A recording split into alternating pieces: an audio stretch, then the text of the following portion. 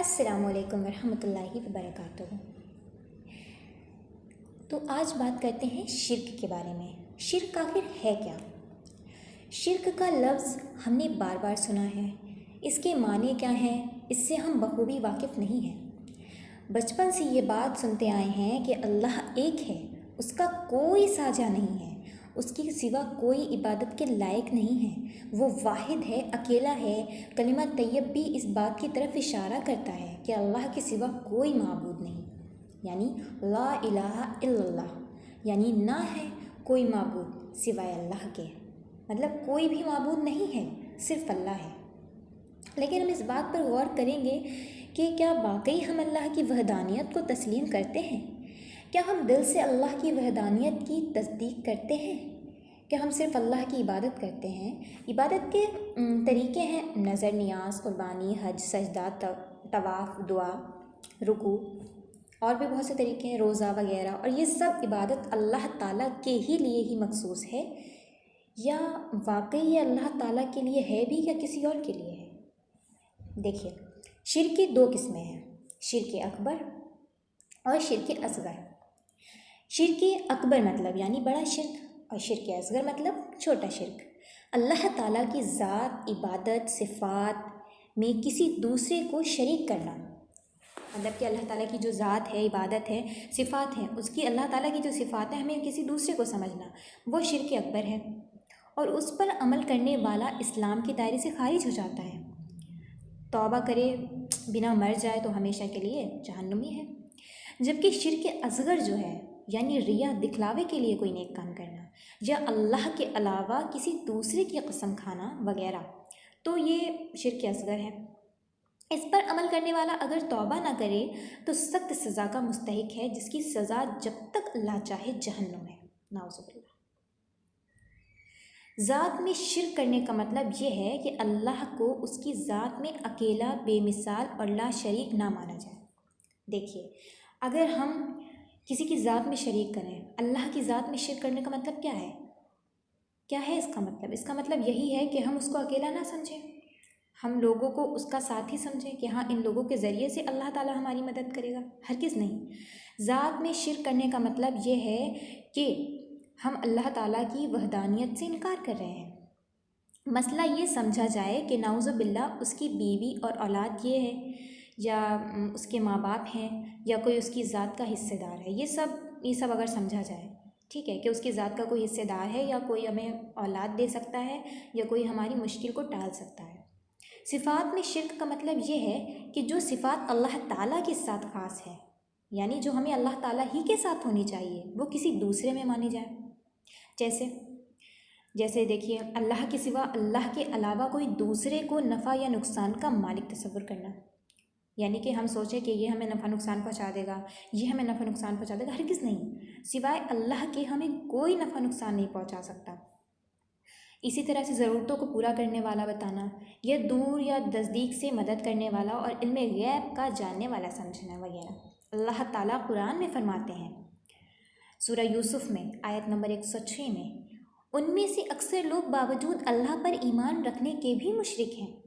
अल्लाह ताला कुरान में फरमा रहे हैं, उनमें से अक्सर लोग बावजूद अल्लाह पर ईमान रखने के भी मुशरिक हैं। और बहुत से लोग ऐसे हैं कि ईमान लाते भी हैं तो उसके साथ शिर्क मिला देते हैं। अल्लाह ताला को खालिक और मालिक मानते हैं, लेकिन इबादत में दूसरों का उसका शरीक ठहराते हैं। अब देखिए, मुसलमानों को चाहिए कि मुशरिकाना बातों से और हो सके तो पोशीदा शिर्क से भी महफूज रहें।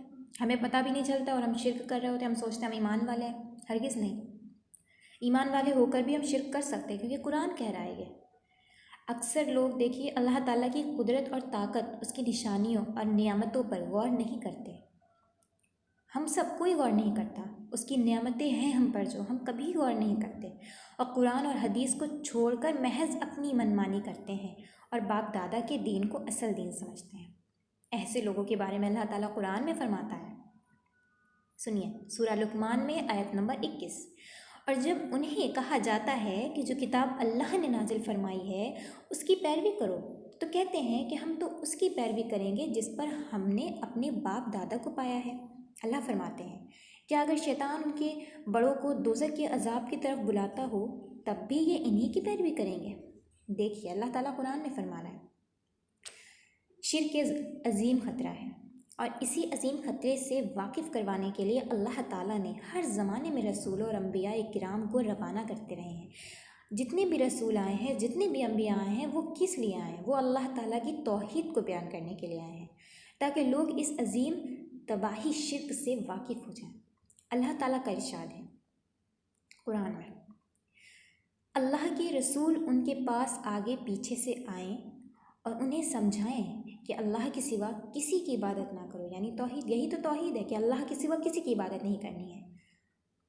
जिन लोगों ने इस इबादत को दिखावे के लिए किया, बहुत से लोग दिखावा करते हैं, तो अल्लाह ताला सूरा माऊन में फरमाता है, आपने पढ़ी होगी, कि बर्बादी है, तबाही है उन नमाजियों के वास्ते जो अपनी नमाज़ों से गाफिल हैं। अपनी नमाज़ों से गाफिल भी नहीं रहना है, अपनी इबादत से कभी भी हमें गाफिल नहीं रहना है। अब इसी तरह से हमें तौहीद की दावत देनी है। जिन लोगों ने इस दावत को कबूल किया वो आखिरत के नुकसान से बच गए, और जिन्होंने इनकार किया वो अल्लाह ताला की नाराज़गी के मुस्तहिक हो गए। जितने भी अम्बिया आए हैं उन्होंने तौहीद की दावत दी, और जिसने नहीं कबूल की वो हमेशा के लिए अल्लाह की नाराज़गी के मुस्तहिक है। सबसे आखिर में नबी मोहतरम हज़रत मोहम्मद मुस्तफ़ा सल्लल्लाहु अलैहि वसल्लम तशरीफ़ लाए। अपने 23 साल के नबूवत के दौर में बहुत खूबी के साथ आलम इंसानियत के सामने यही पैगाम रखा है। बहुत गौर से सुनिए, यही पैगाम रखा है कि अल्लाह के सिवा कोई इबादत के लायक नहीं है, कोई भी नहीं है अल्लाह के सिवा इबादत के लायक। आप सल्लल्लाहु अलैहि वसल्लम के बाद नबूवत का सिलसिला ख़त्म हो गया और यह अजीम ज़िम्मेदारी सहाबा इकराम रज़ी अल्लाह अन्हुम के कंधों पर आ गई, और उन्होंने सारी दुनिया को तौहीद के नूर से मुनव्वर कर दिया। बाद के दौर में दीन की दावत देने वाले उतरते रहे। इस ज़मीन पर बहुत से लोग आए हैं इस जिम्मेदारी को पूरा करने के लिए। इस तरह अब ये अजीम काम उम्मत मुस्लिमा के एक एक फ़र्द का है, हम सब का है, मेरा, आपका, हर बंदे का है यह फ़र्द कि ख़ुद को शिर्क से बचाए हुए आलम इंसानियत को इस ख़तरे से आगाह करें और तौहीद की दावत को दुनिया में आम करें। असल दावत तौहीद है। अगर हम तौहीद को समझ लेंगे तो हमें दावत का असल मकसद पता चल जाएगा। आइए आप और हम अल्लाह ताला के फ़ज़ल के सहारे इस संगीन जुर्म से बचने के अहद करते हैं। हम ये अहद करते हैं कि हम आगे से इन सब जुर्म से बचने की कोशिश करेंगे। हकीकत यही है कि शिर्क की वजह से इबादतें ज़ाया, मग़फ़िरत से महरूमी और आखिरत की ज़िंदगी जहन्नुम की आग की नज़र हो जाती है। इसलिए ज़रूरी है कि ज़िंदगी के ख़त्म होने से पहले अपना अक़ीदा और अमल दुरुस्त कर लें। हम सब का फ़र्ज़ है कि हमें अपने अक़ीदे के बारे में जानना चाहिए। अल्लाह ताला की इस अजीम दुनिया में इंसान अपने कारोबार, अपने घरेलू मामला, दुनियादारी में इस कदर मसरूफ़ है कि उसे फ़ुर्सत ही नहीं मिलती कि वो गौर करे कि कायनात का पैदा करने वाला कौन है, कौन है इस कायनात का रब, उस पैदा करने वाले के बंदों पर क्या हक़ है, ये कायनात क्यों वजूद में आई है। इस सवालात पर संजीदगी से गौर करें तो ज़िंदगी में इनकलाब आ जाएगा और गुमराहियाँ ख़त्म हो जाएंगी। इन सब पर गौर फिक्र करने की ज़रूरत है। शुक्रिया।